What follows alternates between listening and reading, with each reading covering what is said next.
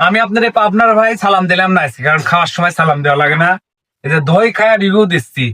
এই যে বাবুল ভাই এসেছিলেন আমাদের পাবনা কমিটি, অর্থাৎ আশিকের বাড়িতে। আমরা এখন বর্তমানে আশিকের বাড়িতেই আছি।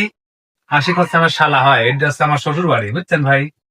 তো এই দই খায়া রিভিউ দিচ্ছে আসলে কেমন দই। এটা হচ্ছে শ্রী নিবারণ ঘোষ। নিবারণ ঘোষ দধি ভান্ডার। ঘোষ দধি ভান্ডার। ওই যে ভিডিও করছিলাম আমি একটা। হ্যাঁ হ্যাঁ হ্যাঁ। আপনি ওই চামচ দিয়ে খাটের পাবেন না, বুঝলেন? সেই স্বাদ। আপনার কাছে কিরকম লাগলে? লোকটা খালি বোঝা যায় কি স্বাদ।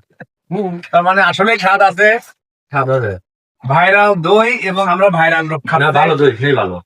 সেই স্বাদ দই, সেই স্বাদ। তুমি একটু খাও। আমি খাইছি। আর ভাই হচ্ছে আমি খাইবে চাইছিলাম হচ্ছে দুধের পায়েস, ঠিক আছে। এতে ভাই কাছে যে পায়েস খাবো না, আপনার শ্রীপুরের বলে 1 নম্বর দই পাওয়া যায়, তো দই খাবো, এই জন্য ভাইয়ের জন্য দইয়ের আয়োজন করেছিলাম।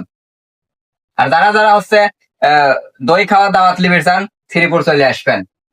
শ্রীপুর বাজারে তো দই খাওয়া যায়। হ্যাঁ। ভালো লাগে। বাবুল ভাই কল আসে, বলছে একদম না, এই দই খাবেন আমি চলে আসবো তো। চলে আসবেন না?